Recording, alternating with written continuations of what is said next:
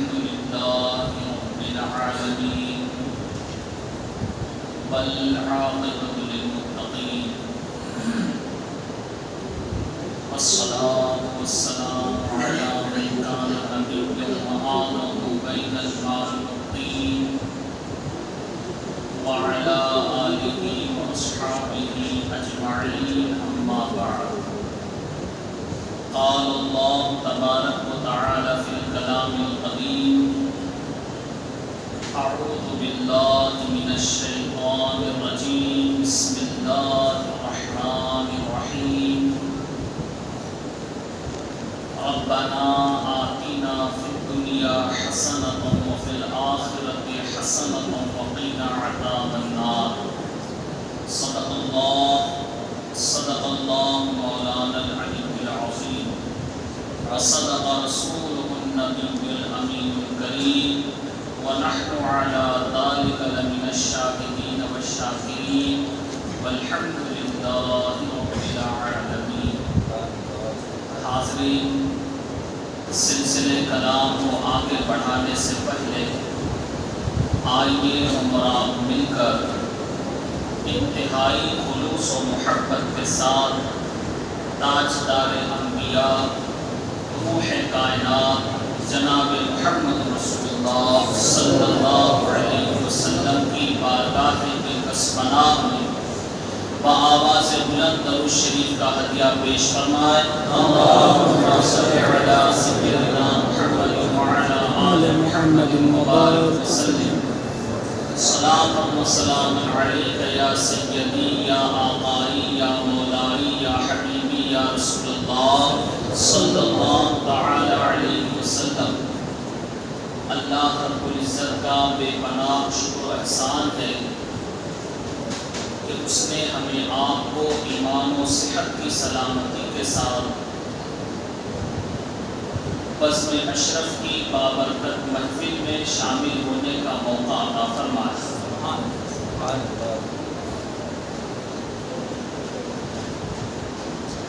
بانی جلسہ عزیز القدر محترم المقام حافظ و قاری محمد توفیق اشرفی صاحب قبلہ اور معزز محترم علماء کرام اور اس بزم اشرف میں شرکت کرنے والی عوام اہل سنت، ہم سب خوش نصیب ہے کہ اللہ تبارک و تعالیٰ نے ہمیں آپ کو دنیا کے دیگر کاموں سے روک کر اپنے گھر میں بیٹھ کر اس کا اور اس کے رسول کا، اس کے دوستوں کا ذکر کرنے کا موقع عطا فرمایا. یہ لمحات یقیناً ہمارے آپ کے لیے بڑے قیمتی لمحات ہیں. اگر ایمانی نظر سے دیکھا جائے تو ان لمحات کی قیمتوں کا اندازہ ہم نہیں کر سکتے، مگر وہ نظر ہمارے پاس نہیں ہے کیونکہ ہماری نظر ظاہر پر. اب ظاہری نظر کیا ہوتی ہے اور باطنی نظر کیا ہے، انشاءاللہ مولا تبارک و تعالیٰ آگے کی تقریر میں آپ لوگ سنیں. اس سے پہلے میں عزیز القدر حافظ محمد توفیق اشرفی صاحب کا دل کی گہرائیوں سے شکریہ ادا کرتا ہوں کہ کچھ فقیر اشرفی کو، ناچیز کو خصوصی خطاب کے لیے آپ نے مدعو کیا. میں آپ کا شکر گزار ہوں. حالانکہ مجھ سے بہتر علماء کرام اور مقررین ہے، مگر یہ حافظ صاحب کی عاجزی اور ان کا بڑاپن ہے کہ انہوں نے اپنی عاجزی دکھاتے ہوئے بڑی محبت کے ساتھ مجھے مدعو کیا. اللہ رب العزت ان کی اس عاجزی میں اور برکت عطا فرمائے اور بالخصوص حضرت مولانا محمد اقبال اشرفی رحمۃ اللہ تعالی علیہ کے فیضان سے انہیں مالا مال فرمائے آمین اور ان کی دینی خدمات کو قبول فرمائے آمین.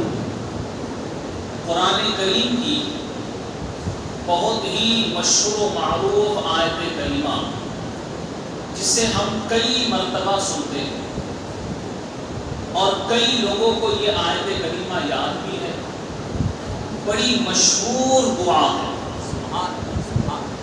ربنا آتنا فی الدنیا حسنۃ وفی الآخرۃ حسنۃ وقنا عذاب النار۔ ہم رب کی بارگاہ میں دعا کر رہے ہیں، اے رب ہمیں اچھی دنیا دے، اچھی آخرت دے، اور جہنم کی آگ سے بچا۔ ایک آسان ترجمہ آپ لوگوں کے گوش گزار کر دیا۔ بہت سے لوگ یہ آیت کریمہ پڑھتے مگر اس کے ترجمے سے واقف نہیں، اور بہت سے لوگ اس کا ترجمہ بھی کرتے ہیں، سمجھتے ہیں، مگر کبھی اس کی گہرائی میں جا کر اسے سوچنے کی کوشش نہیں کہ ہم رب سے کیا مانگ رہے ہیں۔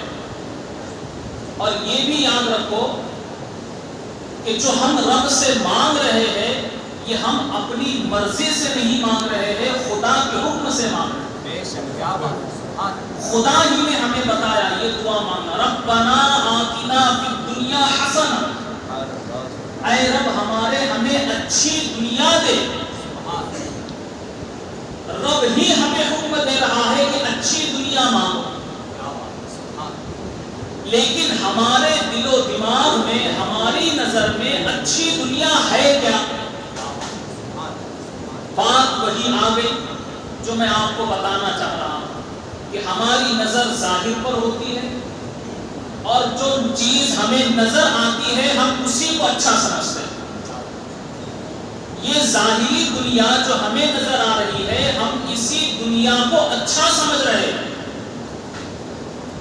اور رب کی بارگاہ میں دعا کرتے اے رب ہمیں اچھی دنیا دے۔ یہ خدا ہی کا حکم ہے، مگر اچھی دنیا وہ نہیں جو ہمیں نظر آ رہی ہے، اچھی دنیا وہ نہیں جو ہماری آنکھ دیکھ رہی ہے، ہمارا دل سوچ رہا ہے، ہمارا دماغ سوچ رہا ہے، یہ اچھی دنیا نہیں۔ کیونکہ سبھی جانتے ہیں یہ دنیا ایک زمانے سے لے کر آج تک نہ کسی کی ہوئی ہے نہ کسی کی ہوگی۔ اس دنیا کو حاصل کرنے کے لیے بڑے بڑے لوگ آئے، انہوں نے بہت کوششیں کی، مگر یہ دنیا کبھی ان کے ہاتھ نہ آ سکی۔ بلکہ یہ بہت مشہور ہے کہ سکندر بھی جس نے آدھی دنیا کو جیت لیا تھا، جب وہ دنیا سے گیا تو تابوت سے دونوں ہاتھ باہر رکھ کر گیا، تاکہ دنیا والوں کو سبق ملے کہ یہ دنیا کبھی کسی کی نہیں ہوتی۔ تو یہ دنیا جو کبھی کسی کی نہیں ہوئی، یہ دنیا جو فنا ہونے والی ہے، یہ دنیا جو بری دنیا ہے، کیا یہ دنیا کو ہم اچھی دنیا سمجھتے ہیں؟ اس دنیا میں اچھا رہنا، اچھا کھانا، اچھا پینا، اچھا پہننا، اچھے مکان میں رہنا، ہم اسے اچھا سمجھتے ہیں؟ اگر اچھا کھانا، اچھا پینا، اچھے مکان میں رہنا یہی اچھی دنیا ہے تو کوئی غریب ایسی اچھی دنیا نہیں بنا سکتا۔ بتائیے کیا کوئی غریب ایسی دنیا کو اچھا بنا سکتا ہے؟ ہر کوئی چاہتا ہے کہ میں اچھے مکان میں رہوں، لیکن وہ اچھا مکان نہیں لے سکتا، ایسے بھی غریب۔ اچھا کھاؤ، مگر غریب ہر وقت اچھا نہیں کھا سکتا۔ اب جب کوئی غریب جسے ہماری نظر سوچ رہی ہے کہ یہ اچھی دنیا ہے، ہماری نظر جسے دیکھ رہی ہے کہ یہ اچھی دنیا ہے، تو یہ غریب حاصل نہیں کر سکتا، لیکن دعا تو وہ بھی یہی کر رہا ہے، ربنا آتنا فی الدنیا حسنہ، وہ بھی اچھی دنیا مانگ رہا ہے۔ اور اسلام صرف امیروں کا نہیں ہے، اسلام امیروں غریبوں سب کا ہے۔ وہ ایسا کوئی حکم ہی نہیں دیتا کہ جو صرف امیروں کے لیے۔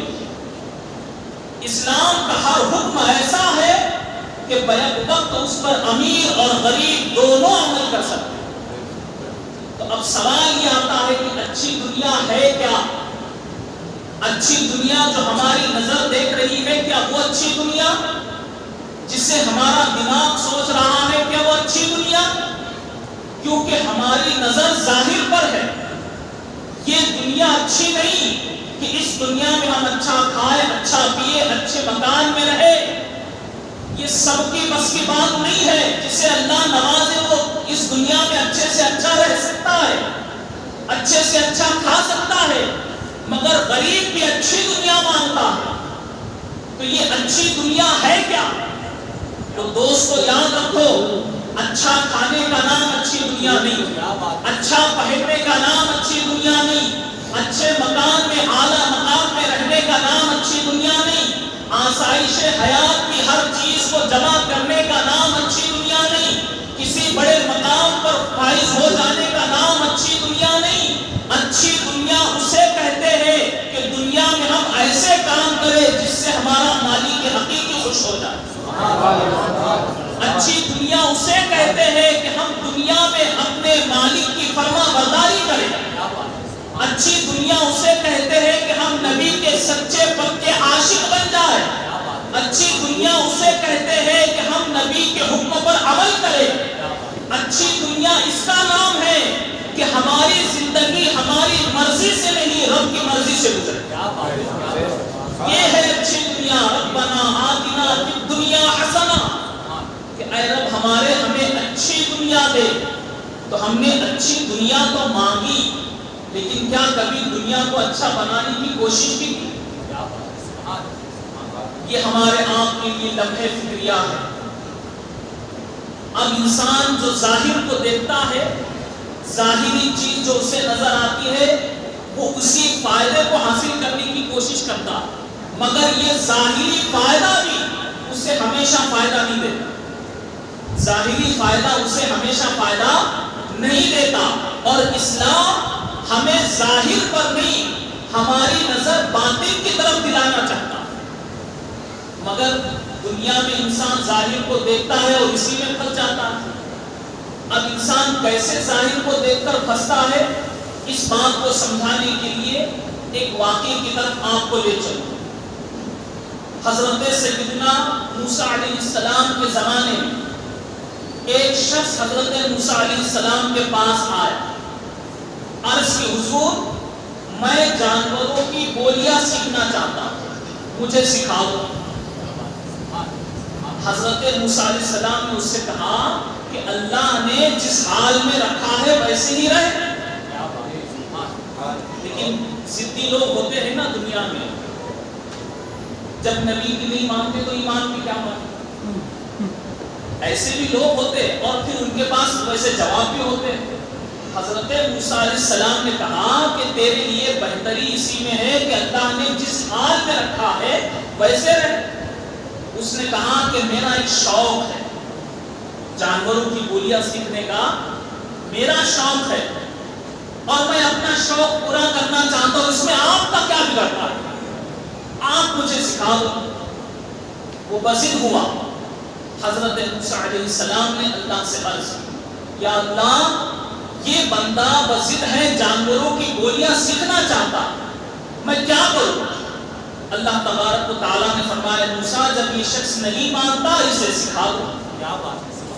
حضرت موسیٰ علیہ السلام نے اس شخص کو جانوروں کی بولیاں سکھا دی. اس سے پتا چلا کہ ہر مخلوق کی زبان کا علم نبی کو ہوتا.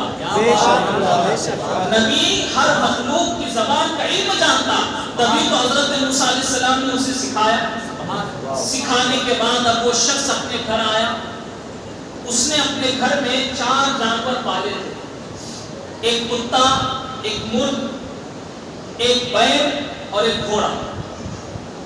ایک دن خادمہ نے اس کا کھانا ہونے کے بعد دسترخوان جھاڑا تو اس دسترخوان سے روٹی کا ٹکڑا گرا، اور جیسے ہی روٹی کا ٹکڑا گرا، کتا اور مرغ دونوں اس روٹی کے ٹکڑے کی طرف لگ گئے.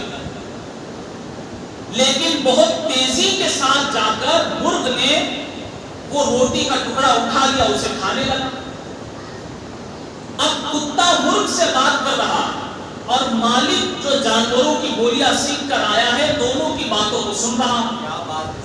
کتا مرغ سے کہتا ہے ارے ظالم تو نے میری خوراک چھین لی, تیری خوراک تو دانا دل کا ہے, اگر یہ روٹی مجھے دیتا تو کیا ہو جاتا. تو مرغ جواب دیتا ہے کہ تجھے پریشان ہونے کی ضرورت نہیں, کل ہمارے مالک کا بیل مرنے والا, تو جی بھر کے کھا لینا. اب کتے کو جب خوشخبری ملی تو وہ کاہے کے لیے جھگڑا کرے. اس نے کہا اچھی بات ہے, اب دوسرے دن کا انتظار کرنے لگا, لیکن دونوں کی بات مالک نے سنی تو اس نے مصیبت سے بچنے کے لیے اسی دن بیل کو بیچ دیا. اب وہ جس نے خریدا اس کے گھر جا کے وہ مر گیا. جب دوسرا دن آیا تو پھر کتا مرغ سے کہتا ہے کہ تو نے کہا تھا کہ آج ہمارے مالک کا بیل مرے گا, کہاں بیل تو نظر نہیں آتا. مرغ نے کہا کہ ہمارا مالک بڑا ہوشیار ہے, اس نے ہماری باتیں سن لی اور وہ جو بیل اس کے گھر میں تھا اس نے کسی کو بیچ دیا, جس نے خریدا نقصان اس کا ہوا, اس کے گھر میں جا کے وہ مر گیا. لہذا اب بھی تو پریشان نہ ہو, کل ہمارے مالک کا گھوڑا مرنے والا, وہ کھا لینا. دوسرے دن بھی بڑے خوشی میں اس نے نکالا. اب جب اگلا دن آیا پھر دیکھا اور مالک نے وہی کیا, مصیبت سے بچنے کے لیے گھوڑا بھی بیچ دیا. پھر کتے نے کہا کہ آج گھوڑا بھی نظر نہیں آتا, تو بڑا جھوٹا ہے. مرغ کہتا ہے کہ ہمارا مالک بڑا چالاک ہے, وہ اپنی آئی ہوئی بلا تو دوسروں کے سر ڈالتا, لہذا جس نے اس سے وہ خریدا وہ گھوڑا اس کے گھر جا کے مر گیا. اب تو پریشان نہ ہو, کل ہمارا مالک ہی مرنے والا. مالک سن رہا, کل ہمارا مالک ہی مرنے, اب اس کے مرنے پر جو کھانے بنیں گے پھر تو تیرے لیے خوشی ہی خوشی. اب دو کو تو بیچ سکتا تھا, اپنے آپ کو کہاں بیچ. دوڑا حضرت موسیٰ علیہ السلام کے پاس, کہا حضور مجھے بچا لو, میں مرنا نہیں چاہتا. حضرت موسیٰ علیہ السلام نے فرمایا نادان, جو تو آج دیکھ رہا ہے میں اسی وقت دیکھ رہا تھا. کیا بات ہے, کیا بات ہے. جو آج تو دیکھ رہا ہے میں اسی وقت دیکھ رہا تھا, اسی لیے تجھ سے کہہ رہا تھا اللہ نے جس حال میں رکھا اسی حال میں رہے. اگر تو یہ جانوروں کی بولیاں نہ سیکھتا اور یہ دو جانور جو تیرے گھر سے تو نے نکال کر دوسروں کو نہیں دیے تیرے ہی گھر میں مرتے تو تیری جان کا کفارہ بنتا.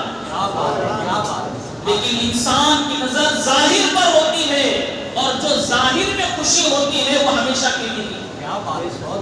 تو انسان ظاہر کو دیکھتا ہے, تو اسلام ہمیں اس ظاہری دنیا کو اچھا بنانے کی بات نہیں کہتا. اسلام ہمیں یہ ظاہری دنیا کو اچھا بنانے کی بات نہیں کہتا کہ تم اچھے گھر میں رہو, اچھے مکان میں رہو, اچھا کھاؤ, اچھا پیو.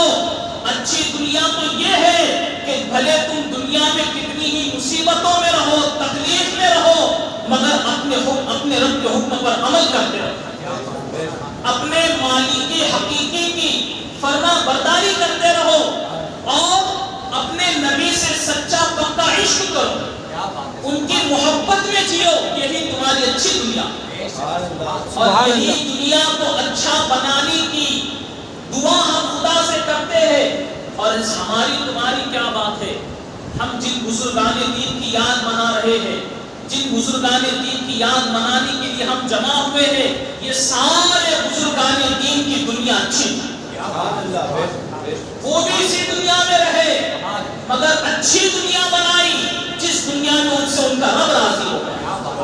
اور یہ رب کی رضا کا نتیجہ ہے کہ آج انہیں دنیا سے جا کر برس گزر گئے, آج ہم ان کا ذکر کر رہے ہیں. بس میں اشرف میں بیٹھ کر آج ہم ان کا نام لے رہے ہیں. وجہ کیا ہے, یہ دنیا اچھی دنیا, انہوں نے اپنی دنیا کو اچھا بنایا. اسی طرح سے آپ دیکھیں کہ جیسے ہم دنیا میں باہر دوسرے کاموں میں ہوتے تو نہ جانے کسی کی غیبت کرتے ہوتے, کسی کی چغلی میں ہوتے, کسی اور گناہ کے کام میں ملوث ہوتے, مگر رب کا کتنا بڑا شکر ہے، اس نے سارے گناہوں سے بچا کر ہمیں اپنے گھر میں بیٹھنے کی توفیق عطا فرمائی۔ اب اس سے اچھی دنیا اور کیا ہو سکتی ہے؟ اس لیے اس بزم اشرف میں، اس مجلس میں بیٹھنے کے لیے ہمارے پاس جو وقت ہے یہ بڑے قیمتی لمحات ہیں۔ اگر ہم باطنی نظر سے دیکھو تو، ظاہری نظر سے دیکھو تو پھر بار بار گھڑی دیکھو، کب ختم ہوتا ہے، کب جاتے ہیں، کب وقت ظہر کا آتا ہے۔ ظاہری نظر سے دیکھو تو دنیا کا وقت ہے، لیکن باطنی نظر سے دیکھو تو یہ ہمارے لیے آخرت کا سرمایہ۔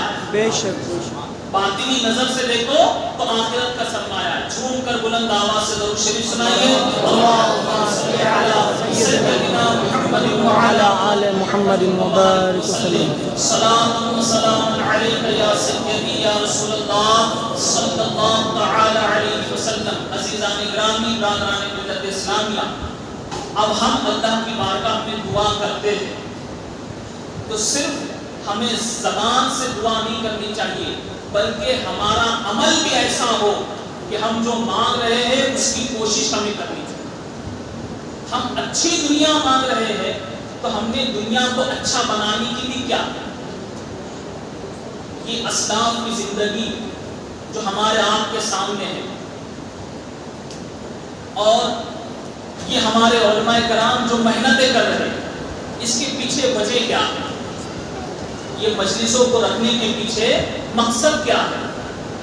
کہ ہمارے اسلاف کی دنیا اچھی تھی، انہوں نے اچھی دنیا بنائی، ان کی زندگی کے بارے میں ہم لوگوں کے سامنے بتائے، اور ہمارے اسلاف بزرگان دین کی زندگی کو سن کر پڑھ کر ہمیں بھی اپنی دنیا کو اچھا بنانے کی کوشش کرنا ہے، یہ مقصد ہے۔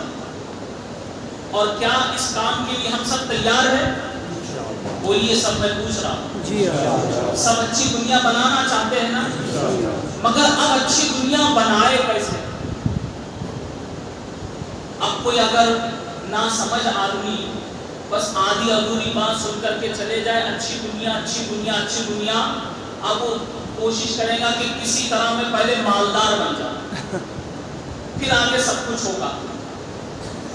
مگر اچھی دنیا مالدار بننے سے نہیں ہوگی، اچھی دنیا ایماندار بننے سے ہوگی۔ سبحان اللہ۔ اچھی دنیا ایماندار بننے سے ہوگی۔ اب ایمانداری کیا ہے؟ دیانت داری کیا ہے؟ ہمیں اسلاف کی زندگی کو دیکھنا ہے۔ ہمارے اسلاف نے بھی زندگی گزاری تو ان کی زندگی ہمارے آپ کے لیے عبرت ہے، سبق ہے۔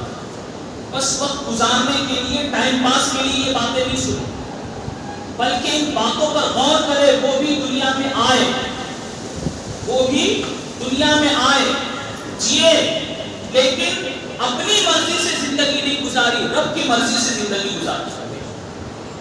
اب ذرا آؤ میں پیچھے آپ کو تاریخ میں لے کر چلوں۔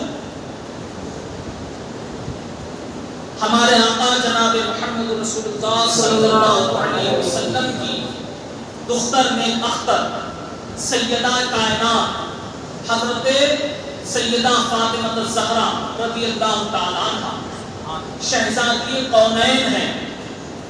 ان کا مقام و مرتبہ تو ہم بہت سنتے ہیں، سیدہ خاتون جنت کا مقام اور مرتبہ ہم سنتے ہیں کہ آپ جنتی عورتوں کی سردار۔ سیدہ خاتون جنت کا مقام کیا ہے؟ جنتی عورتوں کی آپ سردار ہے، اور آپ کا مقام آپ کے دونوں شہزادے حسنین کریمین جنتی نوجوانوں کے سردار، اور آپ کے والد سرکار دو عالم علیہ السلام تو مختار کائنات ہیں، مختار کائنات کی بیٹی ہے، بڑا مقام ہے، بڑا مرتبہ ہے، مگر اس کے باوجود دیکھو اپنے رب کی کیسی فرما برداری ہے۔ اس کے باوجود اپنی زندگی میں کس طرح رب کو راضی کرنے کی کوشش کر رہی ہے۔ سردیوں کی رات ہے، ٹھنڈی کے موسم میں رات لمبی ہوتی ہے، اور اپنے دونوں شہزادے حسن و حسین کو سلا کر جب ساری دنیا گرم بستروں میں سو جاتی تھی تو اس وقت رات کو سیدہ خاتون جنت اپنے رب کے حضور مصلی بچھاتی اور اپنے رب کے حضور سجدہ کرتی، ایسا سجدہ کرتی کہ حضرت بلال فجر کی اذان دیتے، یعنی پوری رات عبادت الہی میں گزار دیتی۔ جب فجر کی اذان ہوتی تو کیا کہتی حضرت فاطمہ رضی اللہ تعالیٰ عنہا؟ اللہ کی بارگاہ میں عرض کرتی، یا اللہ یہ تو نے کیسی چھوٹی چھوٹی راتیں بنائی، سیدہ خاتون جنت کا مقام دیکھو اور اپنے رب کی فرما برداری بھی دیکھو، رات بھر عبادت کر کے اللہ کی بارگاہ میں عرض کرتی، یا اللہ تو نے کیسی چھوٹی چھوٹی راتیں بنائی، ایک ایسی رات بنا کہ سیدہ دل کھول کر تیری عبادت کر سکتے، رات بھر عبادت کر کے بھی دل نہیں بھرتا۔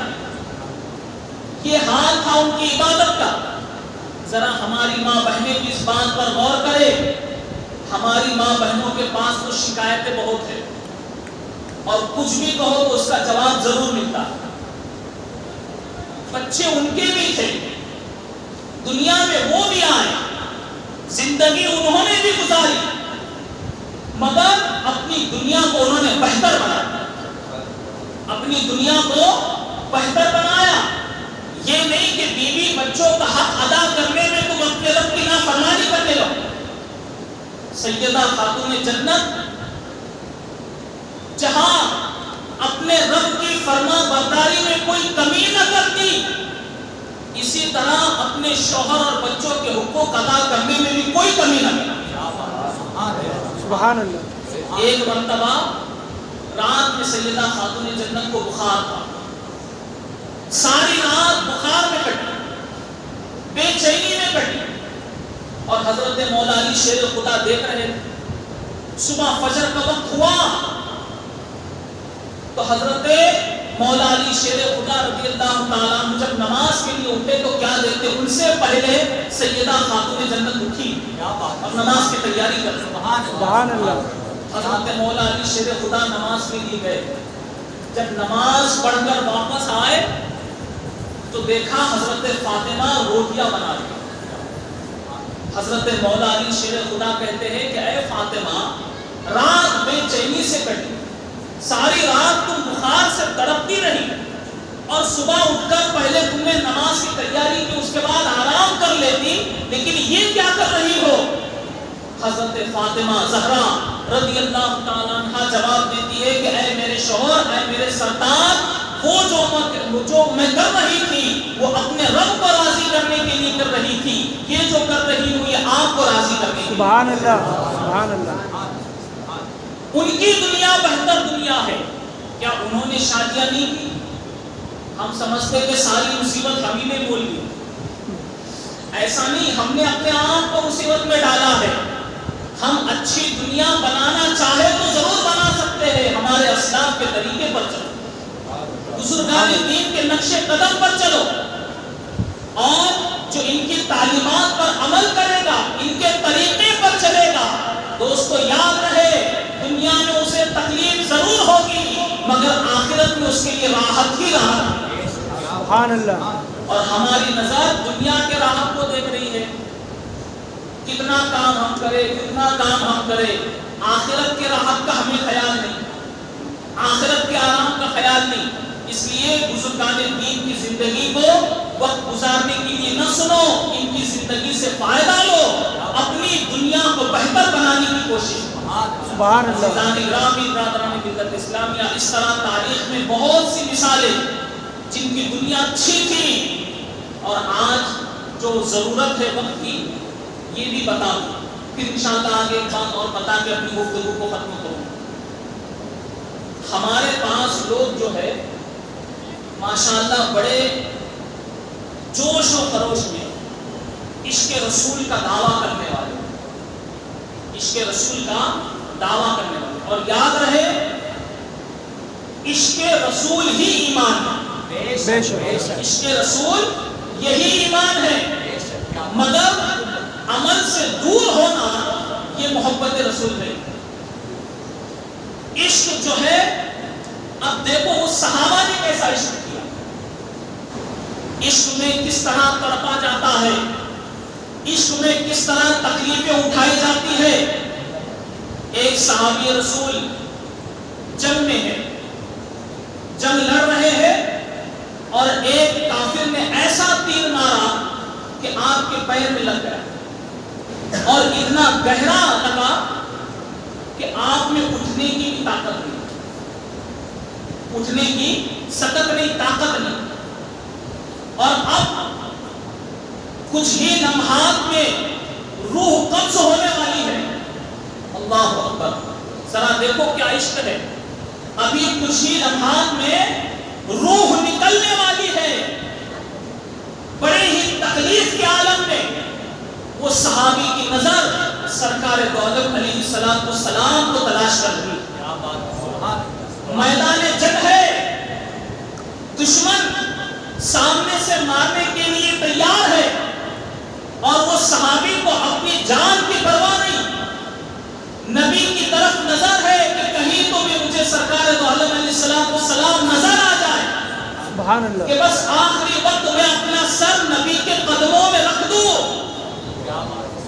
نبی کو تلاش کر رہے ہیں، نظر گھماتے ہیں تو کیا دیکھتے ہیں؟ قریب ہی حضور علیہ السلام کھڑے ہیں. سبحان اللہ، چلنے کی طاقت نہیں ہے، اپنے بدن کو زمین سے گھسیٹتے ہوئے وہ صحابی رسول سرکار دو عالم علیہ السلام کے قدموں تک پہنچ گئے، قدموں تک پہنچ گئے. تکلیف کی شدت بڑھتی جا رہی ہے، اور ایسے وقت حضور علیہ السلام کا دیدار ان کا مقصد ہے. سبحان اللہ، حضور علیہ السلام کے قدموں میں پہنچے، آنکھ کھولی اور حضور کے چہرے کا دیدار کر رہے ہیں. دوستو، کسی شاعر نے کیا خوب کہا، گر وقت اجل سر تیرے قدموں میں پڑا، گر وقت اجل سر تیرے قدموں میں پڑا ہو، جتنی ہو قضا ایک ہی سجدے میں ادا. سبحان اللہ، جتنی ہو قضا ایک ہی سجدے میں ادا ہو. ایسے عاشق رسول، ایسی زندگی گزاری. دوستو، یہ ہے عاشق رسول. ان کی دنیا بہتر ہے، ان کی دنیا اچھی ہے، جو ایسی تکلیف میں بھی اپنے نبی کا دیدار کرنے کی تڑپ رکھتے ہیں. اور پھر جتنے بھی صحابہ کرام ہیں، سب کے سب حضور علیہ السلام سے عشق کرتے تھے، سب محبت کرتے تھے، مگر ان کی محبت کی مثال کوئی لا نہیں سکتا. صحابہ نے جو عشق کیا، جو محبت کی، ان کی مثال کوئی لا نہیں سکتا. مگر دوستو، جہاں صحابہ کا عشق ہم بتاتے ہیں، وہی ان کا تقویٰ اور پرہیزگاری کا بھی ذکر کرتے ہیں. انہوں نے عشق رسول کے ساتھ اطاعت رسول بھی کی. سبحان اللہ، محبت رسول کے ساتھ اطاعت رسول بھی کی. بعض لوگ اطاعت رسول کا ذکر کرتے ہیں مگر عشق رسول چھوڑ دیتے ہیں. مگر ہم اہل سنت جماعت نبی کے عشق کی بھی بات کرتے ہیں، نبی کی اطاعت کی بھی بات کرتے ہیں. صحابہ نے اطاعت بھی کی، اور کیسے انہوں نے بہتر دنیا گزاری، کیسے ہوتی ہے اچھی دنیا. آؤ ایک آخری بات بتا کر اپنی گفتگو کو ختم کروں. جھوم کر بلند آواز سے درود شریف سنائیے. اللہم صل علی سیدنا محمد وعلی آل محمد وبارک وسلم. صلاۃ و سلام علیک یا سیدی یا آقائی یا مولائی یا رسول اللہ صلی اللہ تعالی علیہ وسلم. ایک صحابی رسول جن کا نام ہے حضرت زید بن حارث رضی اللہ تعالیٰ عنہ. حدیث پاک میں بھی ان کا ذکر آیا ہے، اور کہیں کہیں مقام پر حضرت زید بن حارثہ بھی نام آیا. اور حضرت مولانا جلال الدین رومی رحمۃ اللہ تعالی علیہ نے مثنوی شریف میں بھی یہ واقعہ لکھا کہ حضرت زید بن حارث رضی اللہ تعالی عنہ صبح فجر کی نماز کے بعد سرکار دو عالم علیہ السلام کے سامنے آئے. جب حضور علیہ السلام کے سامنے تشریف لائے تو میرے آقا علیہ السلام نے پوچھا، زید سبحان اللہ زید بتاؤ تم نے رات کیسے گزاری؟ نوجوان صحابی ہے، ان کا جواب سننے سے پہلے اپنے آپ کا محاسبہ کرو، ہماری عمر کہاں تک پہنچ گئی؟ اور نبی اپنے ایک امتی سے پوچھ رہے زید بتاؤ رات کیسے گزری؟ ذرا سوچو، ہم سے اگر نبی سوال کرتے تو ہم کیا جواب دیں؟ ہم سے نبی سوال کرتے تو ہمارے پاس جواب کیا ہوتا؟ آج تو ماحول یہ ہو چکا ہے نوجوانوں کا کہ دن بھی رات بھی سب موبائل میں گزر ہے یا نہیں؟ بولیے جی ہاں یہ حالات ہے، اور بالخصوص نوجوانوں کا حال یہ ہو چکا ہے کہ ان کے بٹے اور اڈے چھوٹتے ہیں، پھر اچھی دنیا بنانے کی بات کہتے ہیں۔ اب آپ کہیں گے کہ مولانا کو اڈے کیسے معلوم؟ مولانا تو بہت پرانے نہیں، وہ بھی جوانی ہے، لیکن اتنا ضرور ہے کہ جوانوں کا حال دیکھتے ہیں۔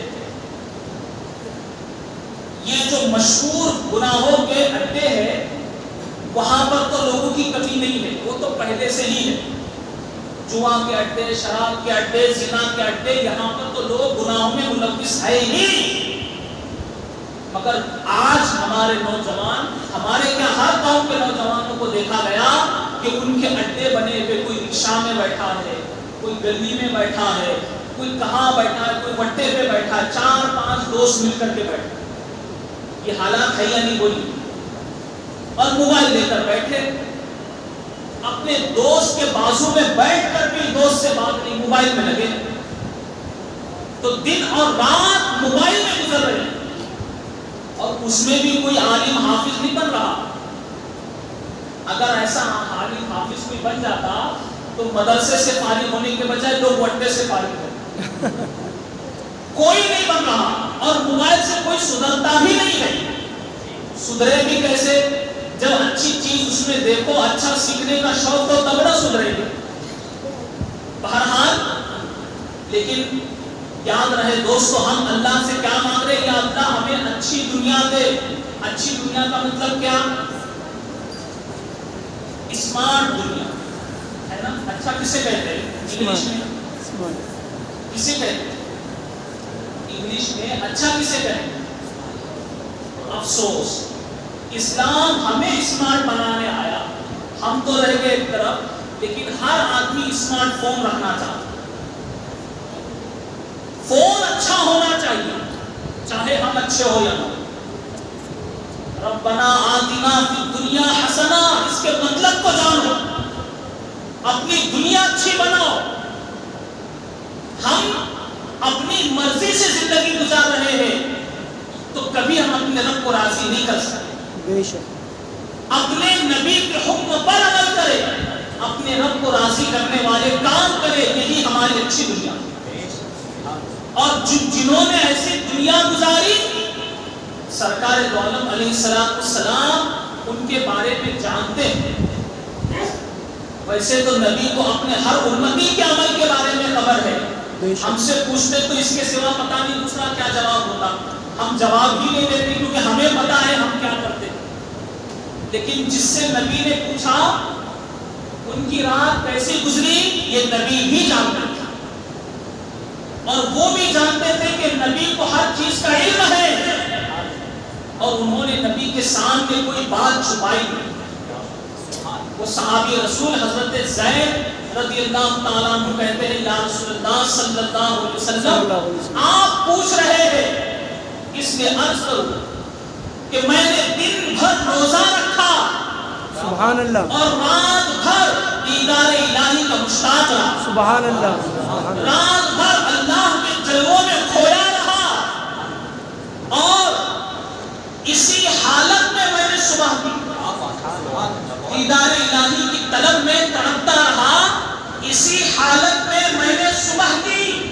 یا رسول اللہ صلی اللہ علیہ وسلم، اس کا نتیجہ یہ نکلا کہ جس طرح دنیا والے اس زمین پر رہ کر آسمان کو بغیر حجاب کے دیکھ لیتے ہیں، یا رسول اللہ اسی طرح رات میں نے گزاری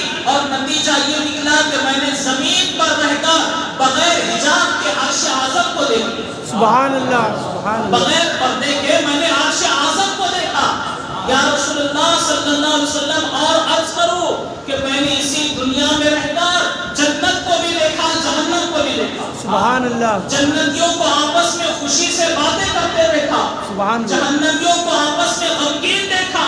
یا رسول اللہ صلی اللہ علیہ وسلم اگر آپ اجازت دے تو میں کہوں کہ میں نے کیا کیا دیکھا، اگر آپ کہیں تو یہ بھی بتا دوں کہ قیامت کے دن کیا فیصلہ ہونے والا ہے، یہ بھی میں بتا سکتا ہوں۔ سبحان اللہ سبحان اللہ کیسی رات گزری، قیامت کے دن کیا فیصلہ ہوگا یہ بھی بتا دوں۔ سرکار دو عالم علیہ السلام نے اپنے ہونٹوں کو دانت میں دبایا اور کہا اے زید خاموش ہو جاؤ، بس کرو، اس کے آگے کچھ نہ بتاؤ، اور جتنا تم کچھ ابھی بتا رہے ہو اس سے زیادہ میں جانتا ہوں، بے شک بے شک اس سبحان سے اللہ زیادہ میں جانتا ہوں، اور یاد رکھو زید جو کچھ تم نے بتایا یہ سب کا سب سچ ہے، حق ہے۔ سبحان اللہ سبحان اللہ تو رات ایسی گزری، اچھی دنیا ان کی دنیا، ایسی رات گزری کہ جنہوں نے رات بھر اللہ کو یاد کرتے رہے، اس کا ذکر کرتے رہے، اس کو راضی کرتے رہے، زندگی اسی طرح گزاری، اور ان کے آنکھوں کے سامنے سے خدا نے سارے حجابات اٹھا دیے، سبحان اللہ زمین پر رہ کر عرش اعظم کو دیکھ لیا، رب کو راضی کر لیا، یہی بہتر دنیا۔ اور پھر اللہ ایسوں کو کیسے نوازتا ہے، کس مقام پر فائز کرتا ہے۔